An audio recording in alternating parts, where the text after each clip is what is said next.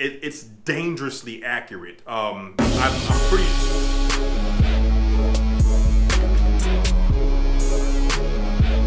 Hey, what's going on, world? It's William with the CrossFit Army Holster Company. Just wanted to hop on, do this video real quick, and share some information on a recent build that I have recently come across. When I first did the build for build season 2 for the Strike80, one of the homies on the gram hopped on and said that I probably went too tall with my backup iron sights.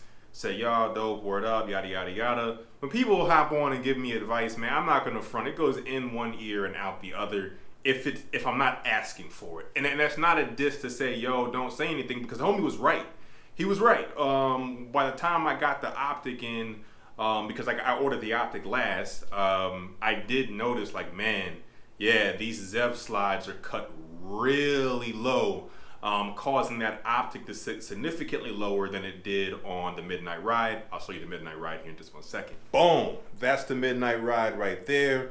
Dawson Precision co-witness sights, 0.405 height in the rear, 0.415 height in the front, dangerously accurate, sitting on top of that very beautiful SLR Rifleworks slide. It is extremely, extremely gorgeous. Shout out to that CAGWorks raised extended mag release. Works like a gym, just saying. Anyways, so yeah, these are the same sights that I went with on build season 2 for the Strike80. And I did not realize that, you see how shallow and how normal, I want to say, that milling is for the RMR on this SLR Rifleworks slide. Let me go ahead and show you the Strike80 so you can see the difference. 1 second, please. And boom, here is the Strike80. So I'm just gonna put this right up on the camera. I hope you guys can see that. But this thing is nearly a 1/4 inch deep into the slide. You can see how little material there is between, obviously there's internal material, but just that one section between the front right corner of the RMR and the extractor, you see how shallow that is right there. That caught me completely off guard. So the homie was 100% correct. When I first had the original sights on, a lot of you guys saw those pictures on the gram, that they were super high. I mean, I was basically running full co-witness on a pistol, which completely defeats the purpose of having a red dot on there. And I do understand the science behind why their slides are cut so low. Having a more low profile sighting system is prone to make you a more accurate shooter. Close up, at distance, doesn't really matter, but you are going to see those advantages more so at distance. So with these sights being a 0.245 in the rear and a 0.255 in the front, I was running sights that were close to 2/10 of an inch taller than what I'm currently running now.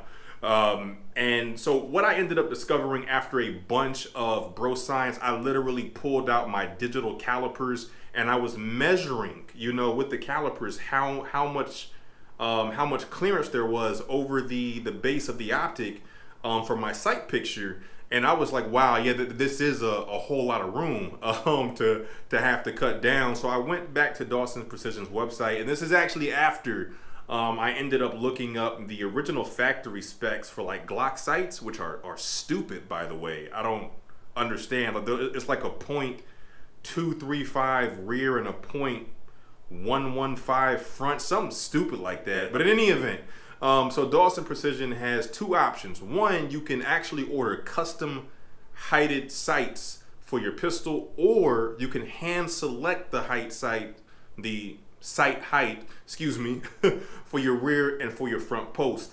So when I selected the 0.245 for the rear, it actually said that a 0.215 front is what was required.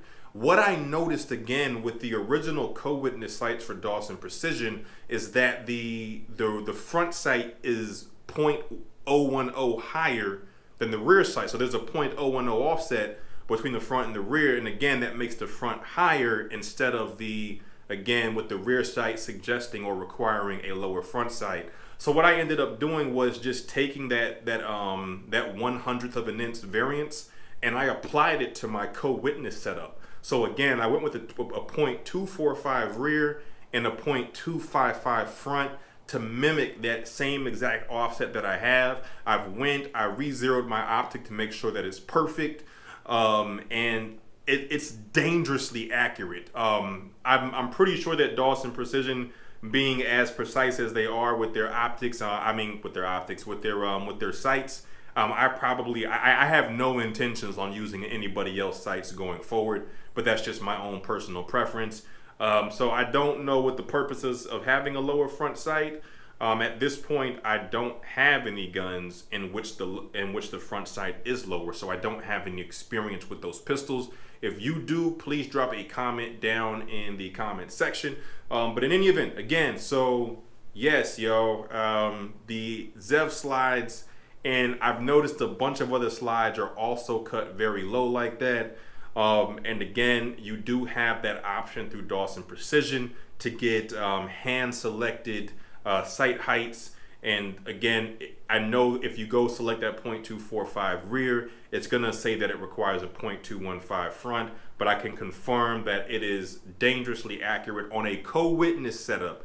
I'm not saying to select that if you have if you have no optic on your pistol. If you have no optic, I would definitely recommend following Dawson Precision's recommendation and going with that .215 front if you end up hand selecting your sight height like I did.